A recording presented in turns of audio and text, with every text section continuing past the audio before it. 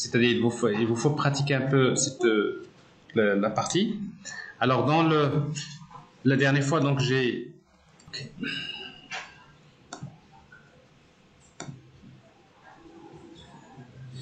alors, en fait, ici, donc j'ai ce service-là. Bon, j'ai 4 services. Le premier, le deuxième, le troisième, le quatrième.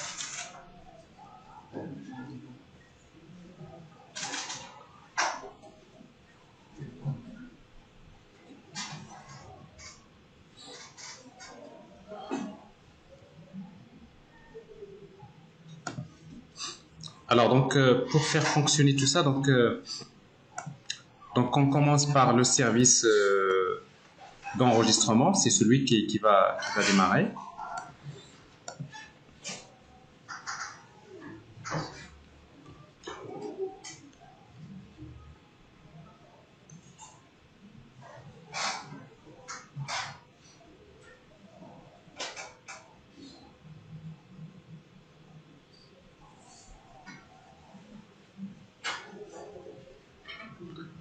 Alors par défaut, donc le service d'enregistrement, il utilise le port 8761. Donc ça c'est ce qui est utilisé.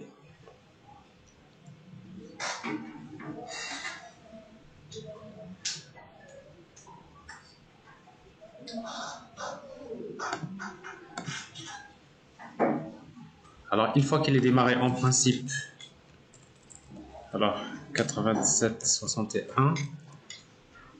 Donc vous allez avoir en principe là, il vous donne la liste des instances qui sont démarrées. Pour le moment, il n'y a aucune instance qui est démarrée. Ça, c'est le service d'enregistrement. Ensuite, il y a le service Customer Service.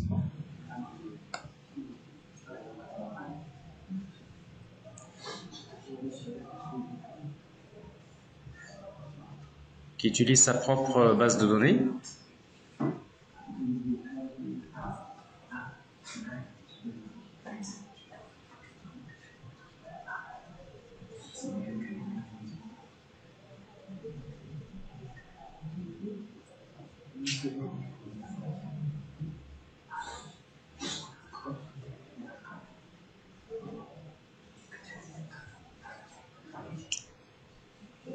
Alors, ce service-là, en principe, il démarre sur le port 8081.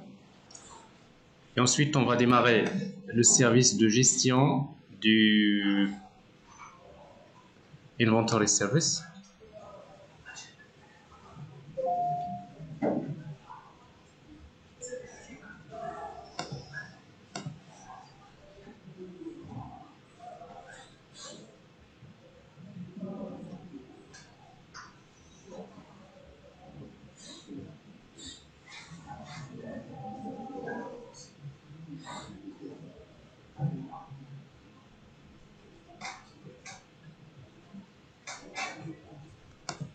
Alors, en principe, quand on consulte le service Eureka, donc on peut déjà voir que les services sont bien enregistrés. D'abord, il y a Customer Service. Et ensuite, Product Service. Parfait. Alors, maintenant, qu'est-ce qui reste? Donc, l'autre qu'on n'a pas démarré, c'est la Gateway. Alors, Gateway.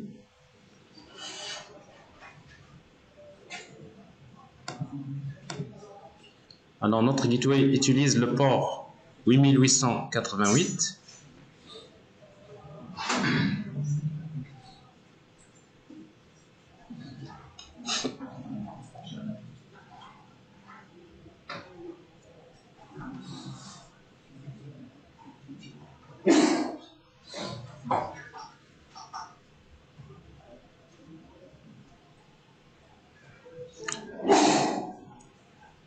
Bon, une fois qu'il démarre, on peut consulter. Alors, en localhost, on peut communiquer avec les autres microservices. 8888 / le nom du microservice, c'est Customer Service / Customers. Alors ça, je suis en train de demander à... ça, c'est le service Gateway qui me permet de consulter les clients. Ça, c'est déjà fait. Et la même chose pour Product Service, Products.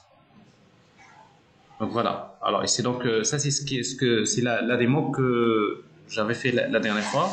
Et cette partie-là, donc c'est la première partie que vous allez travailler en pratique, d'accord? Alors si vous voulez, donc je vous laisse travailler d'abord cette première partie, ou bien je fais la démo de ce cas-là. Donc je vous laisse travailler d'abord ça, cette partie-là. Quand vous voulez. Après la pause. Donc je fais la démo, après la pause, je vous laisse travailler. Ok? Ok.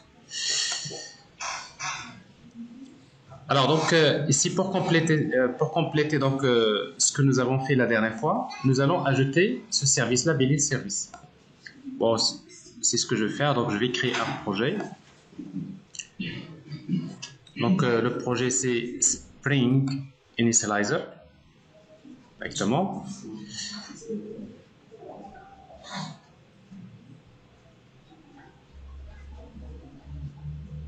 Alors notre projet, il est stocké. Voilà. Alors ici donc org.siv. Alors ça c'est Billing Service. Je vais utiliser donc Java 8. Et après mes dépendances. Alors pour les dépendances, donc c'est toujours les mêmes dépendances qu'on va utiliser. Donc il y a Spring Web. Nous allons utiliser donc Spring Data GPA. Nous allons utiliser H2 Database. Nous allons utiliser donc ça c'est-à-dire les classiques. Et après REST Repositories parce qu'on va utiliser Spring Data REST.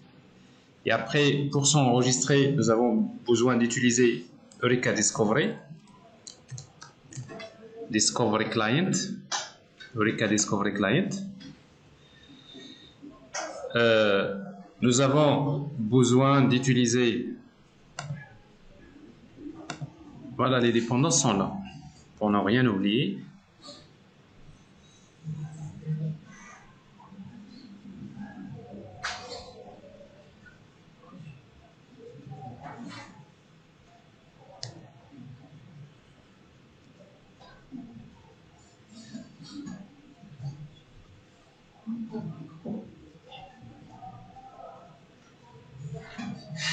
Voilà. Spring Data GPA, H2, REST Repositories, Lombok, DevTools, Eureka Discovery Client, OpenFind et Spring ATOS. Donc ça c'est Lombok, DevTools, après OpenFind, et après Spring ATOS. Donc 1, 2, 3, 4, 5, 6, 7, 8, 9. 9 dépendances.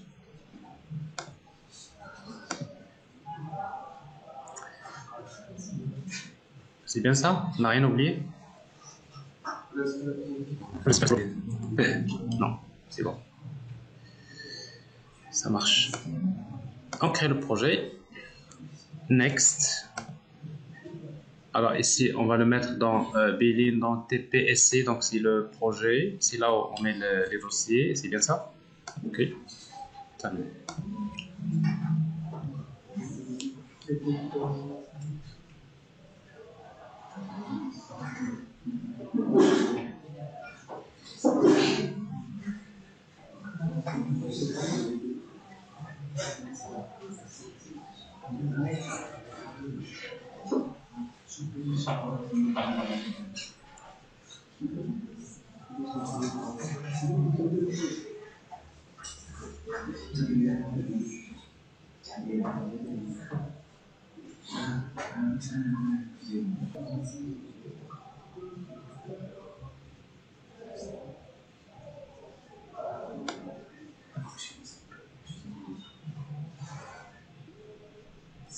Alors, il y a un petit souci auquel il faut faire attention.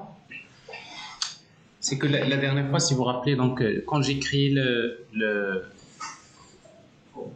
quand j'ai créé le projet, donc, nous avons utilisé la version 2.3.5 parce que quand vous créez le projet, il vous sélectionne une version par défaut. Donc là, je suis déjà dans la 2.3.5. Alors que quand je viens de créer ce projet-là, d'ailleurs, c'est pour cela que ça a pris beaucoup de temps.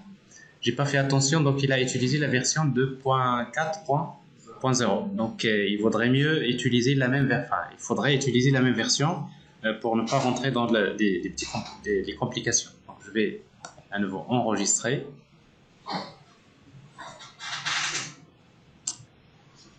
Et je lui laisse le temps de télécharger les dépendances. Bon, ça arrive souvent, parce que parfois vous ne faites pas attention quand vous créez le projet, et quand le projet vous créez microservice par microservice, si vous ne faites pas attention, vous allez commencer à utiliser des microservices avec des versions de Spring Cloud différentes. Ça ne pose pas de problème, parce que logiquement, chaque microservice il est indépendant, mais juste pour éviter de problème, donc vous pouvez toujours éviter ça, si vous voulez. Voilà, alors ici donc le projet est créé. Alors maintenant, dans notre microservice, on va créer, s'il vous plaît. Alors,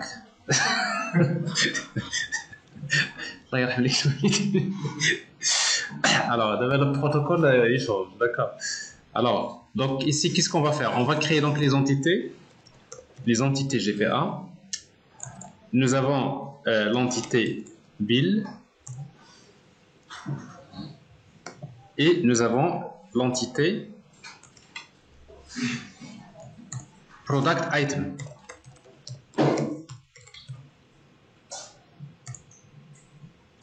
Alors, une facture est définie par son ID. Bon, je vais utiliser un long, donc c'est ID. Et après, la date, facture, de type datetime, plutôt date java.util.d. C'est billing date.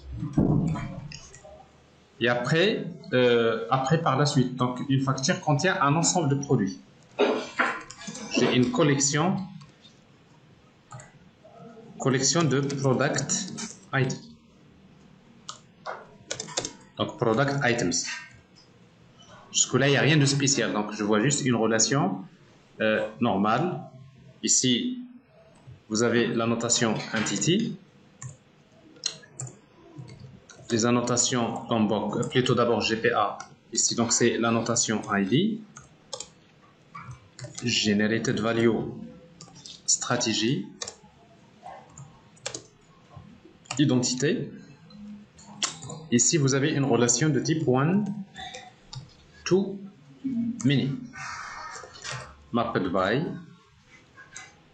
Alors ici, donc mapped by, donc on va utiliser un attribut qui s'appelle bill. Alors bien sûr, pour le moment, il ne va pas accepter ça, c'est normal parce que la classe product item n'est pas encore complète. Alors pour product item, là par contre, j'ai oublié quelque chose ici. Nous avons dit qu'une facture correspond à un client. Mais comme les clients ne sont pas gérés dans la base de données, je vais utiliser Customer ID. Donc je vais utiliser un long Customer ID. Un attribut. Ce n'est pas une relation en termes base de données, mais c'est un attribut qui est persistant dans la base de données. Alors, product item, donc il est défini par son ID, par la quantité. Pour chaque produit, il y a une quantité.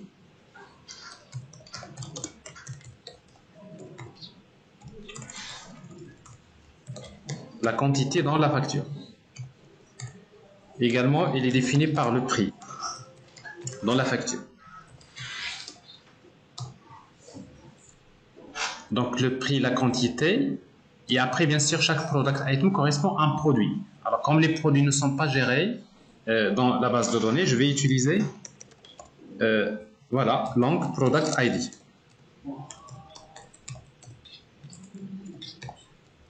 Alors ça, c'est les attributs que j'ai ici. Et après, donc, vous avez un product item qui correspond à une facture. Ici, j'ai bill. Alors, pour les entités GPA, donc nous avons entity. Comme toujours, nous avons la notation ID, generated value, stratégie, identité. Et là, vous avez une relation de type mini to one. Mini to one. Voilà, mini to one tout court. Jusque-là, c'est. Ça, c'est bon. Alors, vous voyez donc ici, si vous voulez gérer là d'une manière comme ça, c'est un microservice qui est lié à des produits que je ne gère pas dans cette base de données. Je retiens que le product ID. Et la même chose ici, dans la facture, il est lié à un customer, mais je retiens que customer, customer avec deux N, un seul M. Customer, c'est comme il y a un S qui manque, parce que là je voyais un petit problème de. C'est bon.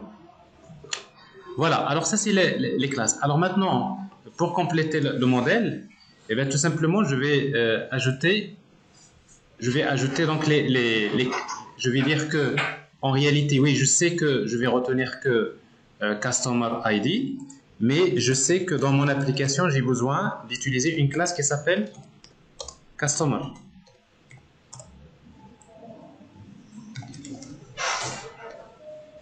Donc cette classe Customer, il faut la créer. Il n'est pas persistant, c'est une classe non persistante. Et en même temps, du moment qu'elle n'est pas persistante, donc je vais utiliser transient. Alors maintenant, il faut que je crée cette classe. Je vais la créer dans, c'est pas dans les entités, je vais l'appeler par exemple le package model.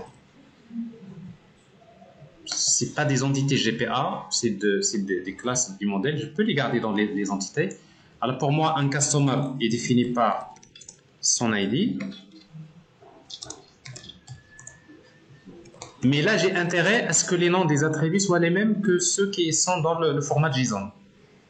Parce que quand je consulte un customer, donc customer service / customer, je vois ici ID, name, email. Donc je vais utiliser les mêmes noms. Et comme ça, parce que OpenFile, il va désérialiser, il prend les données JSON et les stocke dans l'objet. Donc il faut garder les mêmes noms, sinon il va falloir ajouter des annotations via le Jackson pour faire la correspondance entre les noms qui se trouvent dans le JSON et les noms que vous utilisez dans la classe. Bien sûr, on peut le faire. Alors donc ça veut dire qu'ici donc j'ai name et j'ai quoi d'autre? Email. Alors maintenant, c'est pas une entité GPA, donc j'ai juste besoin d'utiliser les getters et setters, c'est tout. Alors ça c'est fait, donc je sais que une facture correspond à un customer, et la même chose pour product item. Et je sais que je retiens que product ID, mais je sais que j'aurai besoin du détail du produit. Donc j'ai besoin d'ajouter un attribut product,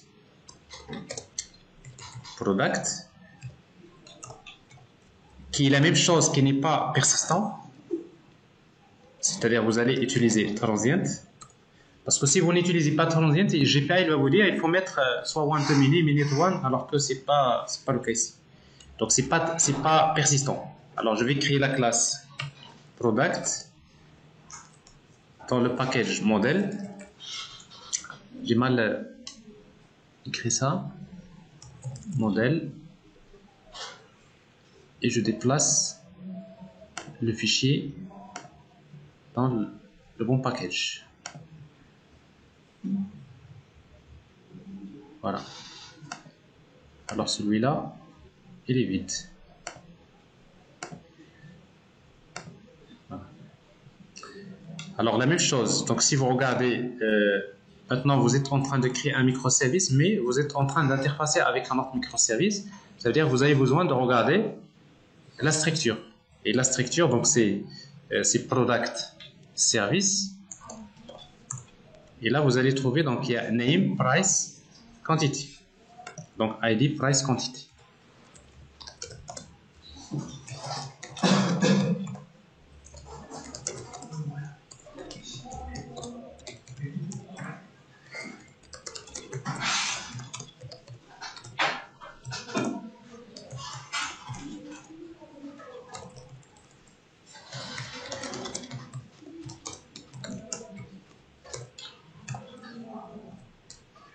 Ici, on va utiliser donc data pour les getters et setters.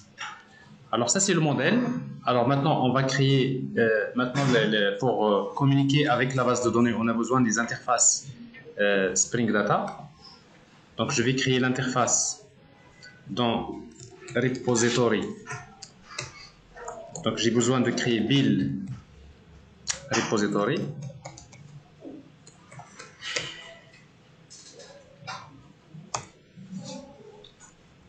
Extend GPA repository.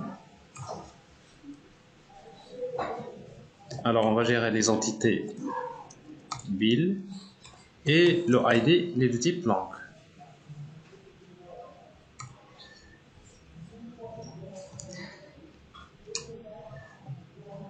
Ça c'est d'un côté, et de l'autre côté on va faire la même chose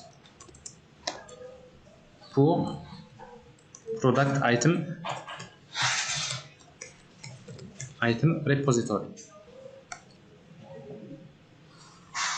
Ici c'est product item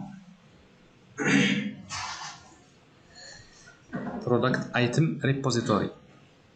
Alors, il va falloir compléter ça, mais je pense après la pause parce qu'on a débordé un petit peu. C'est bon? Alors, les annotations de Spring Data REST. Alors, si vous voulez, maintenant, on va utiliser repository REST resource, tout à fait. Et la même chose ici, repository REST resource. Voilà. Bon, après, il y a des choses qu'on va ajouter, mais après la pause, ok? Comme ça, on va bien démarrer. Moi aussi, je ne suis pas bien démarré. Il y a toujours quelque chose qui m'échappe dans la tête. Alors, enregistrer. Tout le monde? Non, t'es là. T'as bien démarré. Parce que j'ai un ballon de basketball. Alors, on va prendre la pause. Donc, d'ici 15 minutes, on va reprendre. D'accord? Donc, une fois que nous avons créé les interfaces build repository et product item repository. Alors dans product item repository, donc on aura besoin de la méthode qui permet de consulter la liste des product items.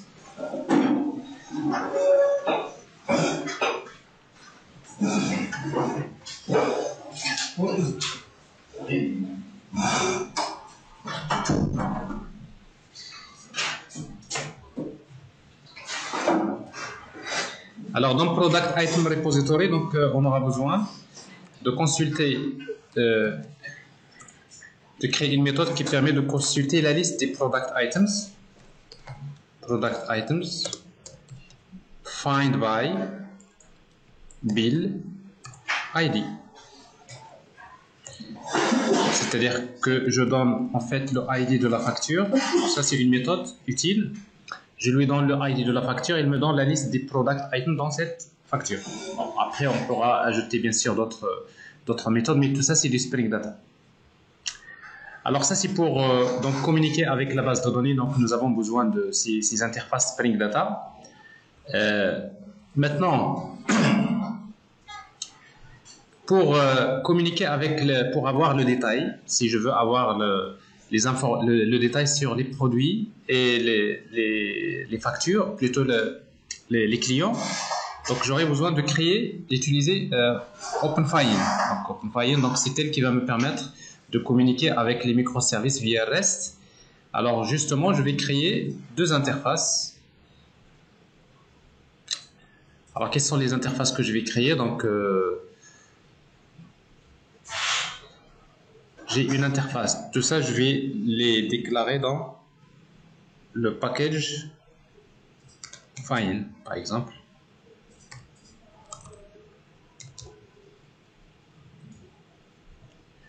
Ou tout simplement c'est la couche service, etc. Bref.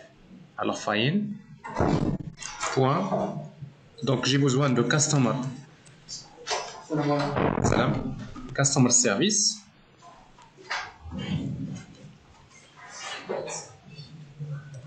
Alors si vous voulez, vous lui donnez un nom un peu plus correspondant, donc c'est customer REST client. En réalité, c'est un client REST. Alors, on va utiliser la notation find client et on va utiliser le nom du service. Alors ici, name, service name. Alors ici, c'est customer service. Alors c'est important ici d'utiliser majuscule parce que j'avais déjà expliqué la dernière fois que les noms des microservices il est publié dans l'annuaire en majuscule, donc vous l'utilisez comme ça. Et après donc ici je vais créer des méthodes. Par exemple, supposons je veux consulter un client, un customer. La méthode je vais l'appeler get customer par exemple by ID. Alors cette méthode là, on va lui donner le ID et il va retourner le customer. Alors maintenant, pour cela, je demande à OpenFine si j'appelle la méthode get customer by ID, qu'il m'envoie une requête avec get mapping vers le path qui est slash customers slash ID.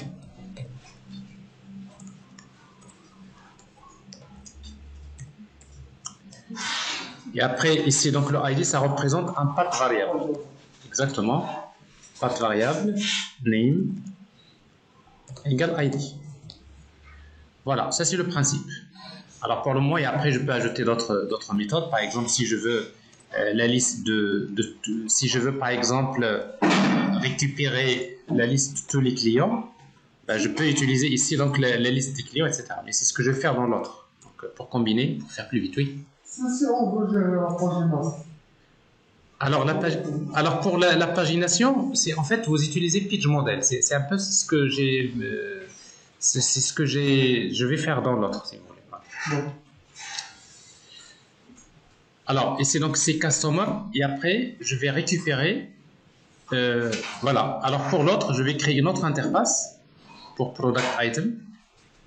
Je vais créer une autre interface qui s'appelle product item REST client.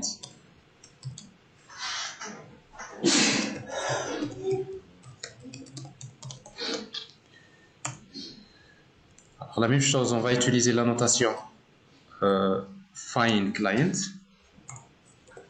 Le nom du service, cette fois-ci c'est product service.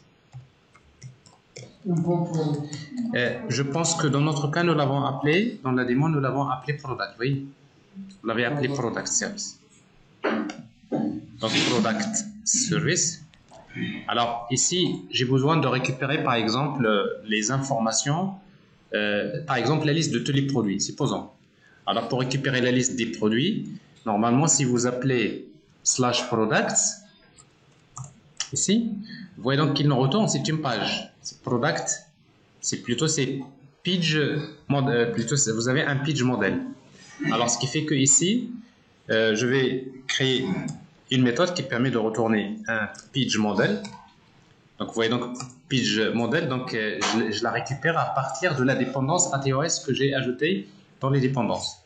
Mais c'est une classe générique, je lui dis donc je veux récupérer une page qui contient des products de type product et je vais l'appeler, la méthode je vais l'appeler all products par exemple. Ça c'est en réalité c'est pas all products, c'est page product, c'est une page de produit parce qu'en fait il ne vous retourne pas tous les produits, il vous retourne une page. Page products. Alors, normalement, si vous voulez ici, donc pour appeler cette méthode-là, on va utiliser un getMapping avec un path c'est /products de court. Et après, donc, vous pouvez utiliser ici les paramètres. Si vous voulez spécifier la page et size, vous les transmettez sous forme de paramètres ici. Alors, vous utilisez products. Alors, vous utilisez ici donc le numéro de la page, virgule, size, etc. Donc, et dans ce cas-là, vous utilisez des annotations, c'est-à-dire ici, vous utilisez int page, int size, ok. Mais au lieu de path variable, vous utilisez query param. Query param. Vous voyez ici, donc c'est un paramètre. Query param name égale page. Value égale page. Et celui-là, c'est pareil. Donc, query param value égale size. Ouais, donc la pagination, c'est réglé. C'est-à-dire, moi, je lui demande, donne-moi la page 0 par exemple, la page 0 avec la taille 5, ben, il me retourne la page ici. Parce que Spring Data REST, il est basé sur un modèle de pagination. Alors, donc ça, c'est... Et après, si je veux, par exemple, récupérer un produit, sachant son ID, donc je vais utiliser donc, la méthode product. Alors, product, je vais l'appeler get product by ID, long ID, ainsi de suite. Alors, pour le moment, c'est des get mapping, mais on peut bien utiliser des post mapping, etc. C'est ce qui est intéressant, c'est qu'on est en train d'utiliser les mêmes annotations de Spring MVC pour régler le problème de communication entre les microservices. Donc, ici, le path, c'est /products /id. Ici, donc, le id, c'est un path variable tout court. Et c'est réglé. Alors, ça, c'est les interfaces qui vont me permettre de communiquer avec OpenFINE. Donc, tout à l'heure, je ne sais pas si j'ai gardé en fait, le schéma que j'ai dessiné tout à l'heure. Il y aurait non. Je n'ai pas gardé. Alors, ça, c'est quelques méthodes. Après, bon, s'il y a des choses qui manquent, on va les ajouter. Alors, donc, bref, qu'est-ce qu'on a? On a maintenant un microservice qui utilise des entités GPA. Pour ces deux entités GPA, nous avons deux interfaces produit repository. Vous avez Billings Repository et Product Item Repository. Ça, c'est pour gérer la base de données. Mais en même temps, nous avons besoin c'est-à-dire de communiquer avec d'autres microservices. Donc là, j'ai créé deux interfaces. Une interface Customer REST Client. C'est une interface basée sur OpenFINE. Et Product Item Client qui est basé sur OpenFINE, qui me permet de communiquer avec les autres microservices si j'en ai besoin. Et maintenant, on va les utiliser. Alors, dans Product Item, j'ai un petit problème, c'est que la classe produit, Product. Alors, pourquoi il est... Est-ce qu'on n'a pas importé le Product? Alors, ici, Product, modèle, normalement. Ah, oui. Parce que tout à l'heure, quand je l'ai créé, j'ai créé un package différent, donc il faut l'importer. Bon, il y a quelques petits détails qui manquent encore, mais c'est pas grave. Donc, maintenant, ce que je vais faire, on va faire un test pour l'application. Alors, je vais utiliser command line runner. Start.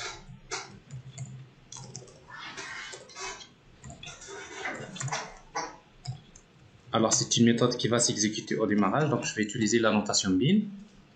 Et après, je vais tester. Je vais ajouter, par exemple, des factures. Donc, j'ai besoin de bill repository. J'ai besoin de d'ajouter des product items. Donc, je vais utiliser product items repository, product item repository.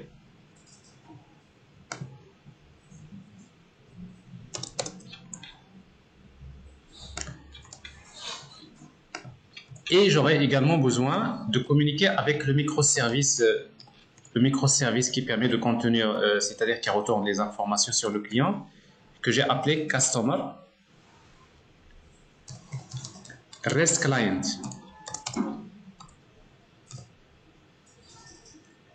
REST Client. Également, Customer, plutôt c'est Product Item. Product REST Client.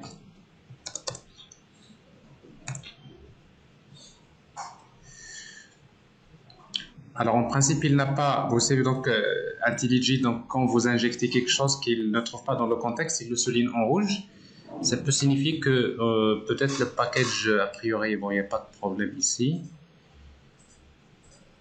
Donc là, Customer REST Client, donc ça c'est pas de souci. En principe, ça ne devrait pas poser de problème.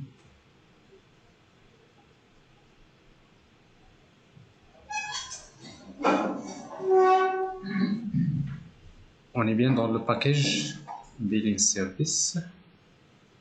C'est ça? Fine, donc il n'y a pas de problème. Alors on peut ignorer les erreurs. Alors tout à l'heure, on va essayer de remarquer si ça marche ou ça ne marche pas. Alors ce que je vais faire, donc je vais créer. Bon, déjà, une chose qui est importante, supposons je veux communiquer, je veux récupérer la liste des clients. Bon, à partir de ce service de facture, je veux récupérer la liste des clients. Donc j'ai une collection de customer.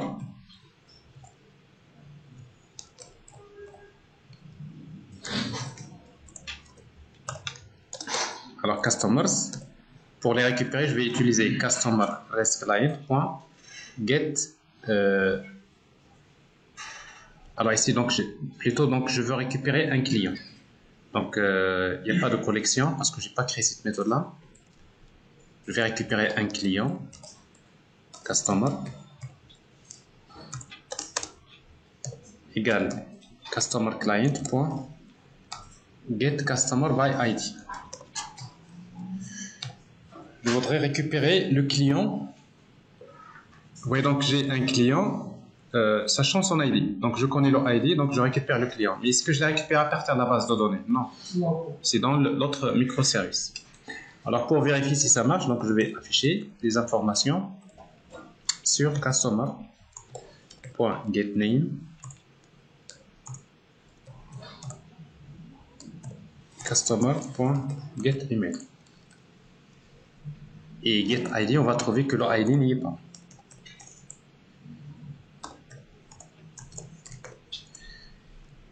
GetID.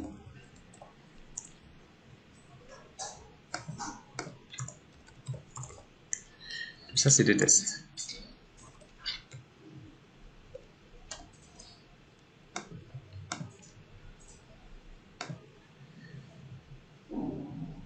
Alors, j'exécute.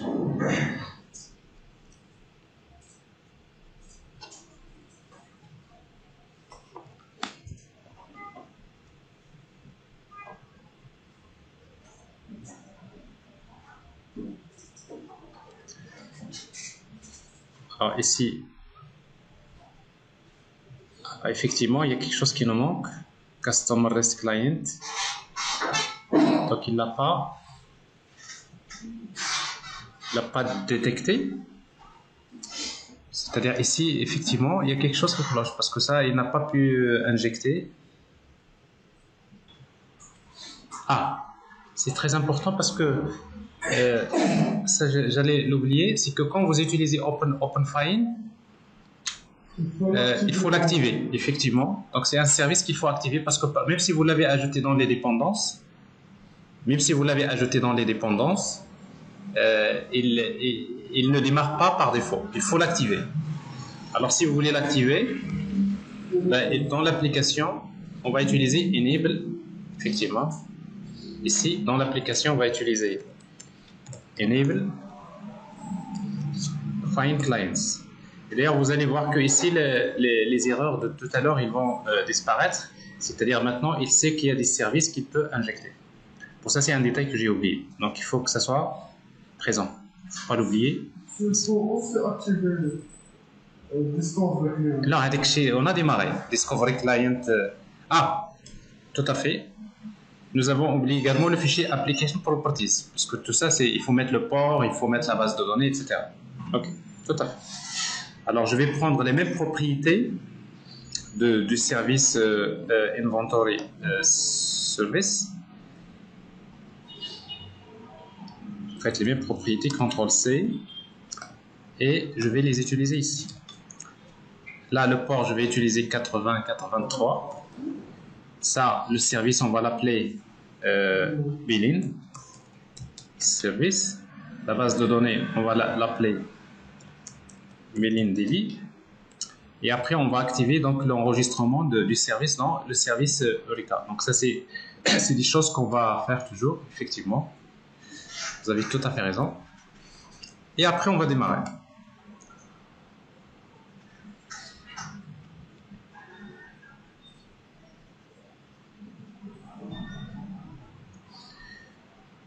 Alors, il démarre. Un instant, j'ai également une autre exception. Cette fois-ci, il y a une dépendance qui n'est pas satisfaite. Laquelle? C'est Product Item REST Client. Product Item REST Client. Bon, a priori, c'est à quel niveau?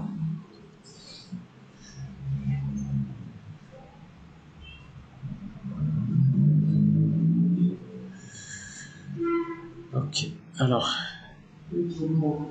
ici donc méthode has two minimal, donc la méthode ici, il y a une méthode qui est page product. Alors page product, donc ici il est mal fait ici. Donc product item REST client, voici cette méthode là, page product.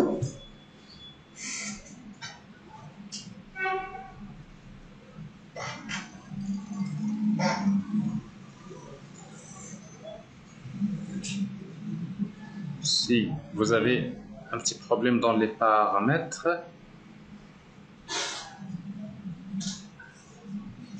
query param,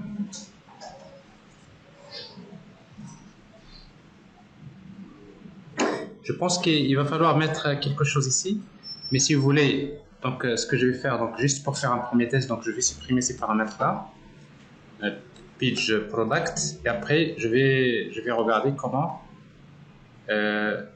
régler ce problème de binding entre les paramètres que vous spécifiez là, parce que normalement il faut mettre ici point d'interrogation, page égale valeur and size égale valeur, et après vous faites le binding. Donc ça, je vais tout à l'heure revenir sur cette partie-là.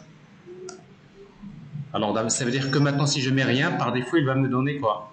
La page 0. Ok, j'exécute.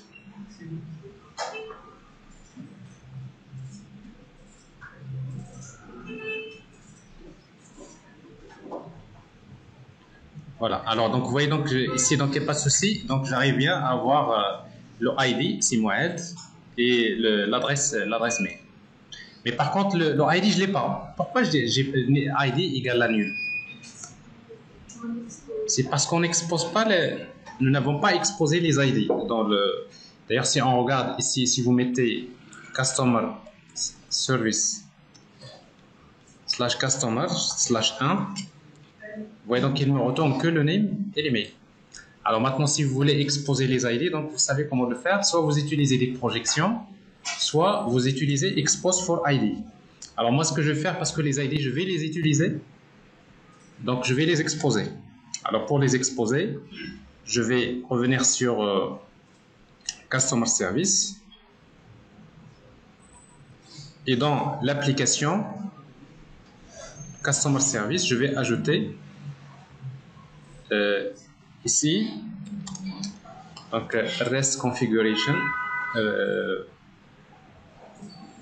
repository REST configuration, repository REST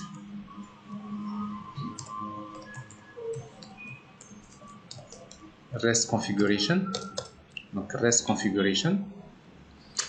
Et après, on va lui demander donc REST configuration point expose for ID. Donc ici c'est customer point class. Voilà.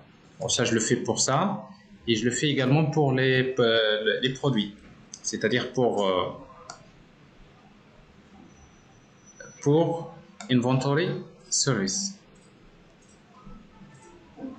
Je fais la même chose ici. Donc je vais injecter repository REST configuration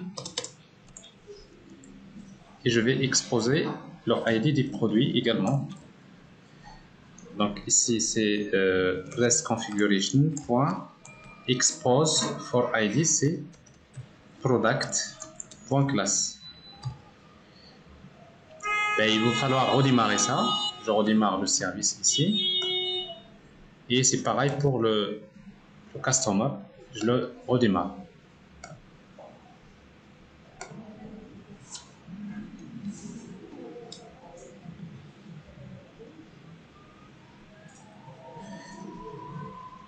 Donc logiquement, bon, si je le redémarre, quand il redémarre, si je lui demande customer / 1, normalement il va me donner maintenant le customer, mais avec son ID. On attend, peut-être, voilà. Ici, donc, il y a le ID. Et c'est pareil pour les produits. Toujours la gateway. Product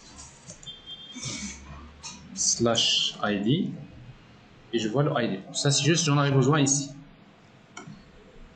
Alors maintenant, si je réexécute mon service, billing service, je réexécute.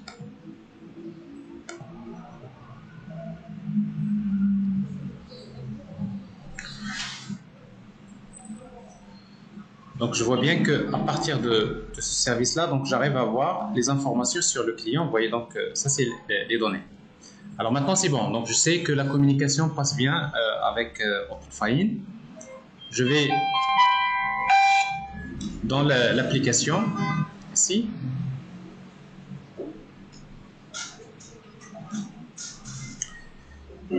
Alors dans l'application maintenant, qu'est-ce qu'on veut faire? Je voudrais en réalité ajouter une facture. Donc je vais utiliser bill repository.save. Ça on le fait d'habitude. Je vais utiliser new bill. Alors pour ajouter une facture, donc je vais spécifier les informations. Le ID, je le connais pas. La date facture, c'est la date système. New date, d'accord.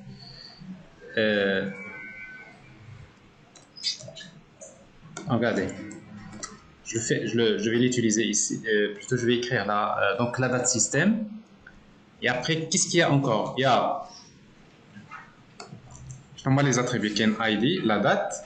Ken product item, c'est nul. Je ne connais pas. Et après, vous avez un autre attribut. C'est client. Ici.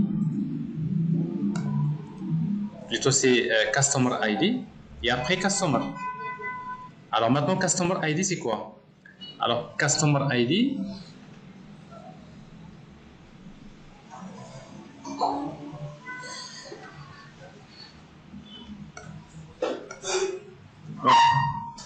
je ne suis pas dans le bon. Alors Customer ID c'est quoi? Normalement c'est 1, n'est-ce pas? Je veux créer une facture pour le customer 1. Mais pour être sûr, voilà. Mais pour être sûr que c'est un customer qui existe, vous voyez, donc je vais utiliser ça. Parce que je ne vais pas ajouter une facture pour un client qui n'existe pas. Donc je fais d'abord get customer ID 1, je trouve customer, c'est les différents de nul, je vais ajouter. Donc ici au lieu de 1, qu'est-ce que je vais mettre? C'est customer, c'est beaucoup mieux comme ça, point get ID. Donc là, je suis sûr pour un client qui existe parce que j'ai contacté un autre microservice pour ajouter le voilà, pour récupérer le customer. Et après, le troisième paramètre, c'est customer l'objet. Bon, ici, pas besoin parce que ce n'est pas une classe persistante. Alors maintenant, au niveau des constructeurs, je pense qu'il y a quelque chose qui cloche encore. Alors, qu'est-ce que j'ai? On dit le ID, nul, la date, c'est la date système, ça c'est nul, customer ID, et après, non, c'est pas, ça doit être un long, pour avoir les mêmes types. D'accord?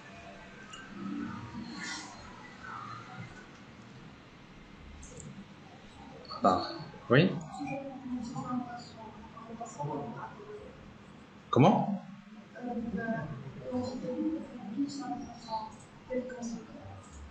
Oui, tout simplement. Merci de le dire. Alors ici donc, on a bien utilisé les entités, mais on a oublié Lombok. Donc data, no are constructor, or are constructor, et c'est pareil ici.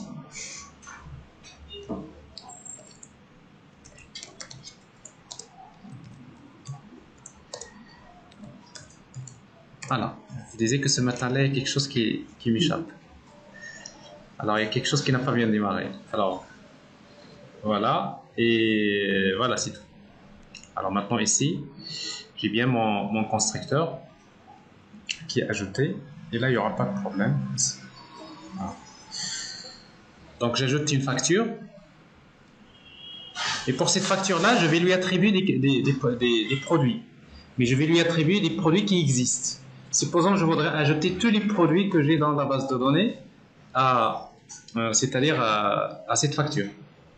Alors, qu'est-ce que je vais faire? Eh bien, d'abord, je vais récupérer. Donc, ça, c'est la facture que je vais enregistrer. C'est bill.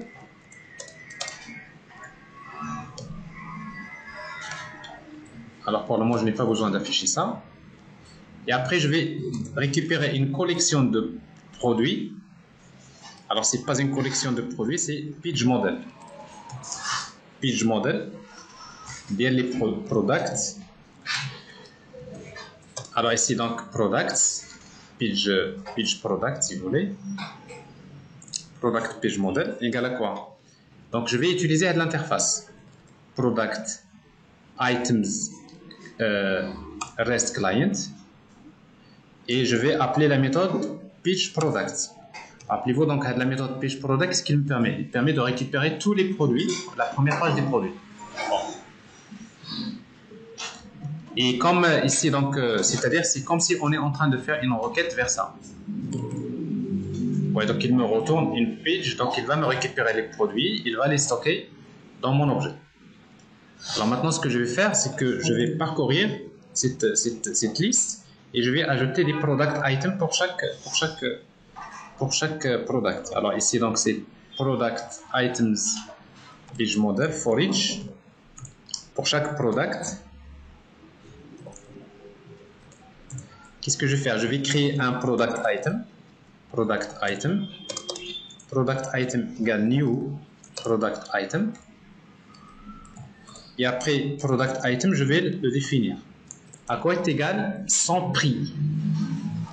Normalement, le prix de vente, le prix de la facture, c'est par défaut, c'est le prix lié au produit. N'est-ce pas? C'est p.getPrice. J'ai déjà parce que j'ai récupéré le produit. Mais on n'est pas toujours obligé d'avoir le même prix la facture que le prix des produits. Parce qu'en fait, les prix, c'est quelque chose qui change en réalité.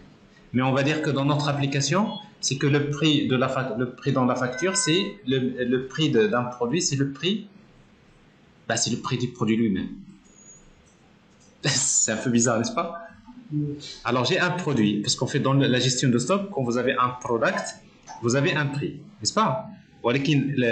Quand je vends un produit, je ne vais pas le vendre toujours avec le prix, parce qu'il y a des comment dire, il y a des promotions, c'est-à-dire je peux vendre un produit dans ma base de données, le produit ça coûte 200 dirhams, mais pour un client donné, c'est parce qu'il a par exemple un code de réduction, je vais lui vendre le produit avec par exemple 150. Donc c'est pas toujours dans la politique c'est pas toujours le même prix Donc c'est le prix de référence, ou les produits, mais le produit de la facture. Alors ici, donc je suppose que c'est la même chose, donc je vais prendre, c'est le même prix. Sinon, je peux par exemple multiplier par c'est-à-dire un code promotion. Je suppose par exemple, il y a une promotion, etc. Alors, product item.set quantité. La quantité maintenant pour ce produit-là, donc par exemple 12. Donc je vais ajouter une quantité. Mais pour ne pas avoir les mêmes quantités pour tous les produits, je vais utiliser un nombre aléatoire. Donc si je vais utiliser new random point next int par exemple, et je peux spécifier par exemple allez 100. C'est-à-dire j'ai un nombre aléatoire entre 1, parce que 0 ça n'a pas de sens, entre 1 et 101. D'accord? Ensuite, product item.set la facture. Donc le product item c'est pour quelle facture? C'est cette facture là. Ici donc je l'ai appelé bill 1 et là je vais utiliser bill. Donc je vais associer le produit, le product item à cette facture. Et après je l'enregistre. Comment je vais l'enregistrer? C'est product item repository.save product item. Alors qu'est-ce que je viens de faire? Tout simplement je viens d'ajouter à la facture bill 1 un ensemble de produits que j'ai récupérés à partir d'un autre microservice. Ça c'est intéressant. Alors, si tout marche bien, on va voir quelque chose comme ça. On va consulter la base de données et on va voir qu'est-ce qu'il y a d'abord dans la base de données. Après, on va voir comment exploiter toutes ces données dans l'application.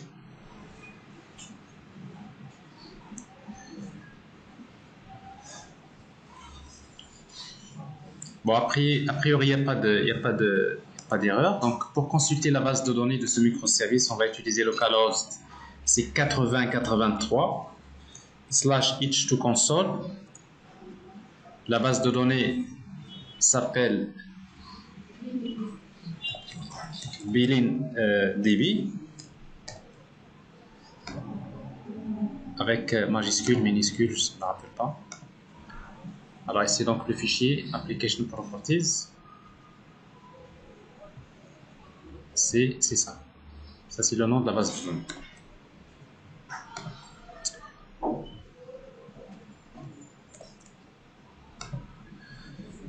Voilà. Alors ici donc je vois dans la base de données du microservice, j'ai deux tables. Il y a la table bill et la table product item. Si je vois bill, donc je vais trouver une seule facture, il y a une seule ID qui correspond au client numéro 1 et les product items, je vois ici product items, je vois ici donc product item, j'ai 3 produits product item, mais tous les produits correspondent à quelle facture? C'est la facture 1. J'ai la quantité, c'est un nombre aléatoire. Product item ID, c'est pas bon parce que ici je n'ai pas lié le produit, le product item, donc ça veut dire qu'il va falloir le faire ici. Donc c'est-à-dire je vais utiliser product item .set product ID. C'est quoi? C'est le p.getID, c'est-à-dire c'est le ID du produit. Pour ça il faut l'associer. Et c'est tout. Donc après, donc si vous voulez afficher les données, donc vous pouvez le faire. Maintenant, on va créer notre REST controller. Ce qu'on veut faire, c'est que je veux créer un REST controller qui permet de me retourner une facture. Vous voyez, donc comme ça. Je veux, une fois que je lui demande, donne-moi la facture numéro 1, il me donne le détail de la facture. Donc c'est un agrégat de données que je vais récupérer à partir de plusieurs microservices. Ce n'est pas la même base de données, c'est plusieurs bases de données.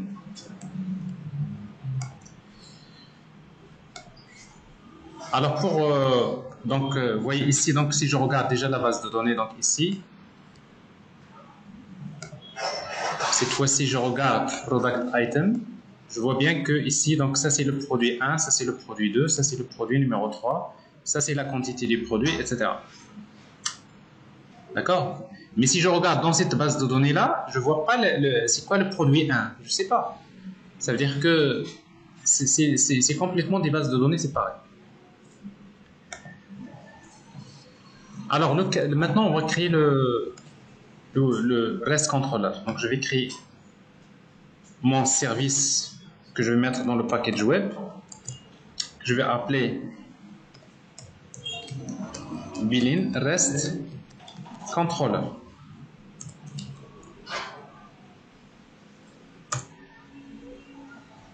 Alors donc ça c'est un REST controller. Et je vais si vous voulez, je vais créer une méthode qui permet de consulter une facture bill, get bill, qui reçoit le ID. Et pour accéder à cette méthode, je vais utiliser un get mapping avec le path, c'est slash bill slash full, ou tout simplement je l'appelle full bill par exemple, slash ID. Alors ici donc le ID ça doit être un path variable. Alors maintenant j'ai besoin de mes interfaces. Alors quelles sont les interfaces? Donc j'ai Bilin bill repository. J'ai besoin de product item repository. J'aurai besoin de voilà, customer REST client. Et j'aurai besoin de product REST client. Product REST client. Product REST client. Et après, il va falloir faire l'injection des dépendances. Alors, d'habitude, on utilise AutoWired, donc c'est toujours comme ça, mais en réalité, AutoWired, il est déprécié, deprecated. D'ailleurs, vous allez voir parfois que IntelliJ vous la souligne un petit peu pour vous dire que, en principe, il y a mieux. La meilleure façon pour faire l'injection des dépendances, c'est les constructeurs, tout à fait. Alors ça, c'est très important. Alors ici, donc, je vais ajouter donc les attributs. Voilà. Je vais créer un constructeur avec tous les paramètres ici. Donc, c'est-à-dire, voilà, j'ai un constructeur dans lequel je mets tous ces paramètres. Donc, pour ne pas utiliser AutoWired, vous créez un constructeur avec paramètres, c'est l'injection via le constructeur. Ça, c'est encore mieux que AutoWired. C'est d'après Spring. Alors, maintenant, qu'est-ce qu'on va faire? On va récupérer la facture. Maintenant, vous savez presque ce qu'on va faire. On va récupérer la facture à partir de la base de données. Et pour cela, on va utiliser bill repository égale c'est bill repository.find by ID. Donc, je connais le ID, j'ai la facture. .get. Alors, si vous retournez cette facture-là, on va voir qu'elle est incomplète. Ici, return bill. Alors déjà, si je redémarre, j'aurai déjà un petit problème de une boucle infinie parce que dans bill, j'ai une collection de product items et dans product item, j'ai un objet de type bill. Donc j'ai une relation bidirectionnelle. Ce problème-là, vous l'avez déjà rencontré l'année dernière, si vous vous rappelez. Alors si vous mettez local, j'accède. Cette fois-ci, je passe via la gateway. Et la gateway, donc, c'est le service, c'est Bilin service slash quoi? Bill, full bill slash ID. Alors si vous faites ça, donc déjà bon, c'est comment? Alors 404 déjà il n'est pas là. Bon, on va voir déjà c'est 83 slash full bill slash 1. Alors si 404, bah, il l'a pas reconnu. Alors pourquoi? Full bill. J'ai un reste controller. Le path variable, on doit ajouter le. C'est pas obligatoire, par défaut il prend le même nom. Donc allez, c'est pas un problème. Alors, je redémarre. Est-ce que j'ai redémarré? Non. Je pense que je n'ai pas redémarré.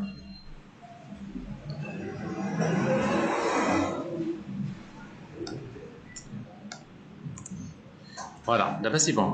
Oui, ici donc vous avez quelque chose. No value present. Le full bill ID. No value present, ça signifie quelque chose. Ça signifie ce ID là, il n'a pas.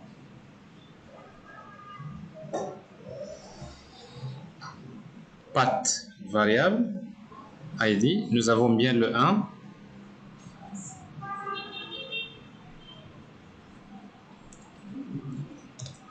Name. Alors pour être sûr, donc notre ID il est bien là.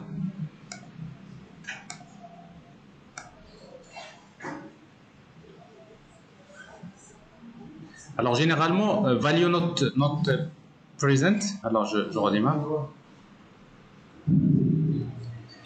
Alors value not present, généralement il est retourné quand vous appelez findById.get. C'est-à-dire s'il ne trouve pas l'information, .get, il génère cette exception. Voilà, c'est bon. Mais regardez, si la boucle infinie. Alors déjà je confirme, il faut faire attention parce que normalement path variable par défaut, il prend le même nom que l'attribut. Mais ça dépend des options du compilateur. Parce qu'en fait, nous avons dit que normalement, les noms des paramètres, ils ne sont pas préservés dans le bytecode. Donc, pour éviter tout problème, il vaudrait mieux spécifier name. C'est la première. Alors maintenant, nous avons cette boucle infinie, tout simplement qu'on va régler comment. Ça, vous savez le faire. Donc, on va vers la classe. Quand je récupère, par exemple, un product item par exemple, ou là vers bill, par exemple.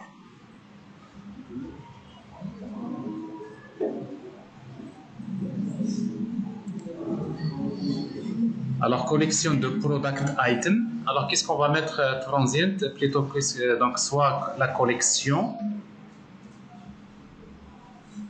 ou bien on va vers product item sur ici bill. Je vais utiliser JSON ignore ou bien JSON property avec access égale write only. Alors si vous faites ça, donc vous réglez le problème. Ah oui, write only. Tout à fait.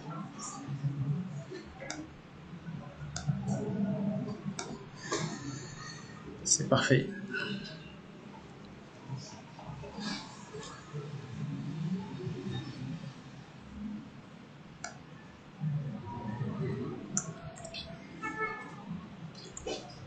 Voilà. Alors, qu'est-ce que j'ai ici? Donc, j'ai la facture. Alors, je vais la consulter via la gateway. Alors, via la gateway, ça veut dire que je dois utiliser /billing service /ça. Alors, comment on avait appelé le service? Donc, tout ça, c'est des éléments importants. C'est billing service. Voilà, pas de souci. C'est billing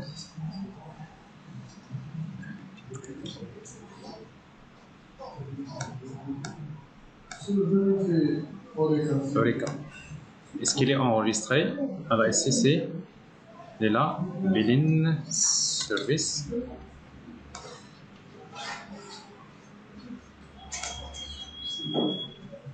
Allez. /bills. Normalement, le service il est là. Donc c'est full full bill slash 1. Donc ici, qu'est-ce que j'ai dans ma facture?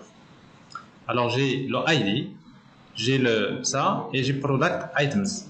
Mais pour chaque product item, qu'est-ce que j'ai? J'ai le ID, j'ai la quantité. Donc je n'ai pas, j'ai product ID, mais regardez le produit lui-même. Je n'ai pas le détail du produit.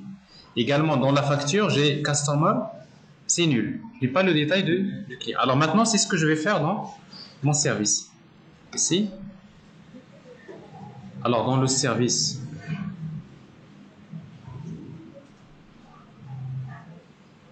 là, ben, tout simplement, je vais lui dire bill.setCustomer. Le customer, c'est customer rest client. Point get customer by ID. Donc, si vous voulez, pour ne pas compliquer les choses, donc je vais créer un objet customer égal c'est customer rest client. Vous voyez donc ici, je suis en train de contacter un autre microservice. Je connais le ID, c'est bill.getCustomerID. Alors j'ai un petit problème ici de type. C'est l'histoire de langue majuscule, minuscule. Ici, getCustomerID. Je pense qu'on l'a... Oui, tout à fait. Oui, pas de problème.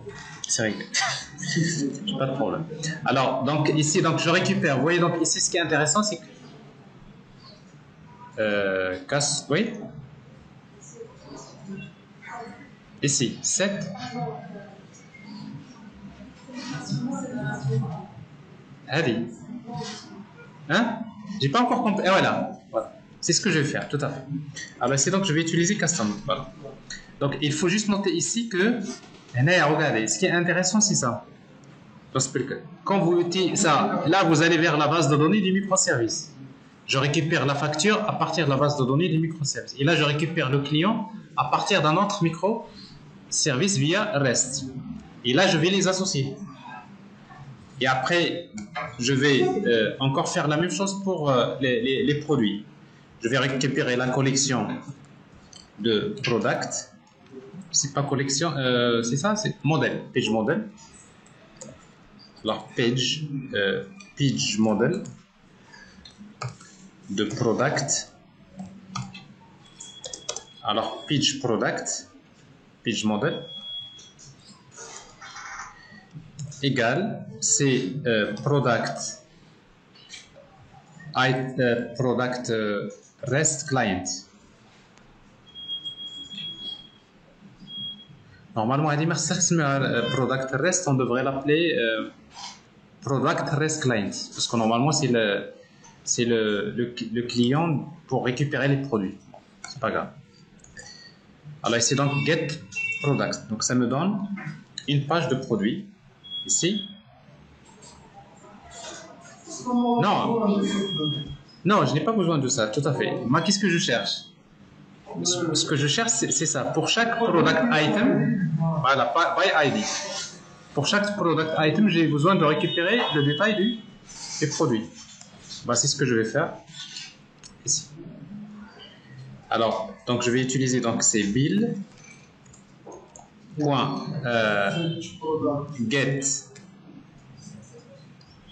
Get product items for each.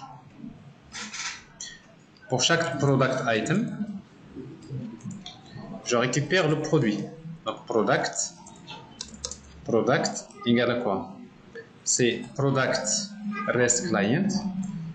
Alors maintenant il me faut la méthode product by ID. On a déjà créé. Donc je lui donne le ID. Mais ce que je vais trouver le ID, c'est dans product item.get product ID. Ouais, donc je récupère à partir de product item, je récupère product ID et voilà. Quand on a la méthode qui me chie le microservice, il me ramène le produit. Maintenant, je vais le mettre ici. Alors, je vais utiliser donc ces product item.set product de product. Bon, c'est quelques mécanismes de gestion de données d'une manière distribuée.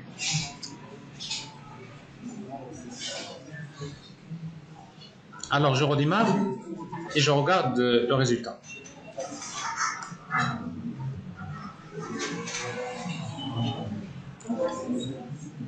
Voilà. Alors ici donc je vois la facture, donc je vois bien les produits. Alors pour chaque product item, je vois le détail maintenant. Il n'est plus nul, donc je récupère le produit. Voilà le détail du produit. Et en même temps pour le client, j'ai customer ici, du client. C'est clair? Hein? Vous avez dit chouïne le volume?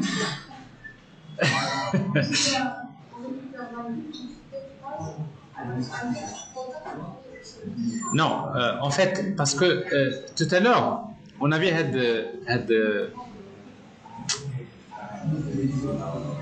maintenant, ce qui m'intéresse réellement c'est le produit, ouais, le nom du produit.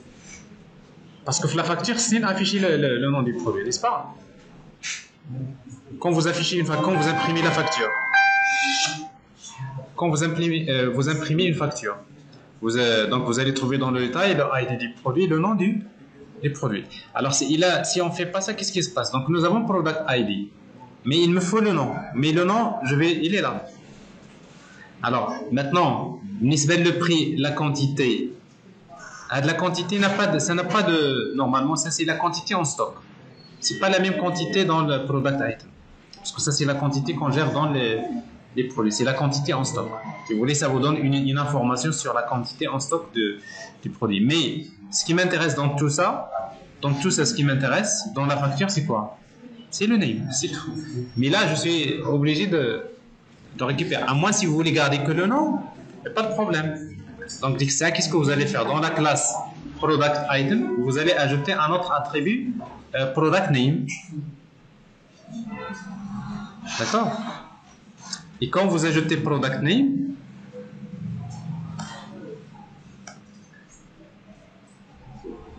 c'est ce que tu vas faire, c'est ça. Si tu veux juste le nom. Alors qu'est-ce que tu vas faire? Tu vas vers product item.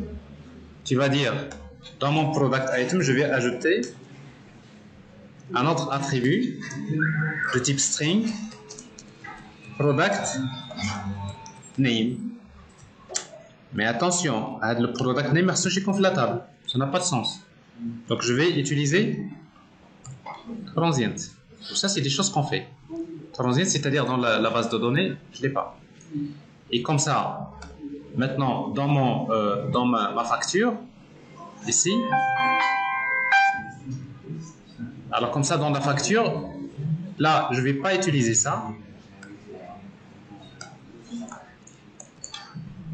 Je vais utiliser product item.set product name. De quoi c'est product.getName. Bon, du moment que vous avez l'objet, vous avez toutes les données. Et là, vous pouvez adapter les données en fonction du besoin.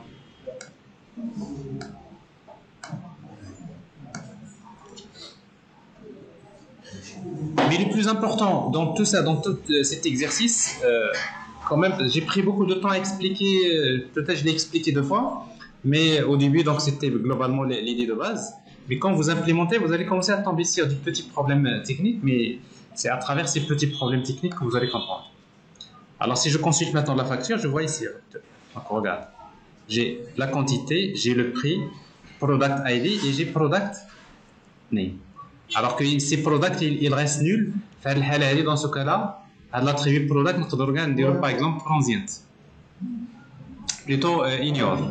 Je l'ignore JSON. Donc il a pas la même chose ici. Par exemple, client ici. L'objet customer. J'ai ici donc customer ID, name. Bon, par exemple, customer ID, je n'ai pas besoin de le voir ici parce qu'il est dans customer ici. La même chose. Donc je peux utiliser donc les annotations de JSON ignore et j'adapte un peu ce que je veux. On n'a pas empêché le référencement de customer. Si. Mouad, ils sont là en bas. Alors maintenant, ce qui juste il reste, mais ça je vais le voir avec vous tout à l'heure. Vous m'avez dit que la pagination, parce que quand même nous avons quelque chose qui marche pas ici. Tout à l'heure, je voulais que reste product Voilà, ici. Add page product. Ici, on va ajouter les paramètres. On va ajouter donc les paramètres. Alors maintenant, si vous voulez le faire, je vais vous dire après, parce que là, je dois quand même faire des tests, parce que logiquement, ça devrait passer avec query param, ça devrait passer sans problème. Il montre tout à l'heure, il a affiché une exception, donc je vais regarder tout à l'heure et après je vous dirai pourquoi. C'est clair?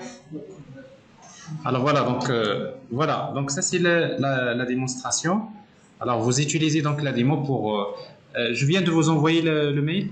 Donc, alors vous avez donc les démos de la semaine dernière et vous avez aussi l'enregistrement dans lequel vous pouvez récupérer donc la suite.